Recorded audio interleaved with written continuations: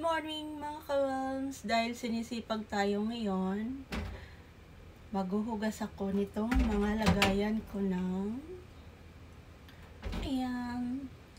Ito yung lagay ng milk, coffee, and sugar. So, kagigising ko lang. Pero sinisipag ako kaya maglilinis muna ako. Ganun ako pag ako sinisipag. Kailangan tuloy-tuloy.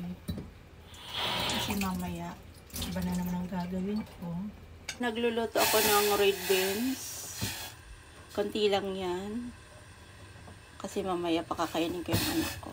Guys, naglilinis pa ako. Ito naman mga iba't ibang klase ng seeds.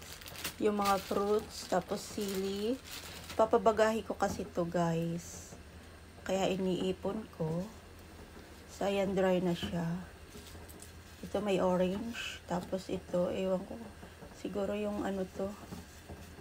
Basta, ayan o. Iba't ibang klaseng seeds. So, ayan. Ito naman, nasira ito ng earthquake. Kaya ayan. So, ayan guys. Maglilinis na tayo ngayon. So, ang dami kong lilinisin ngayon. Ngayon, wala man ng travel.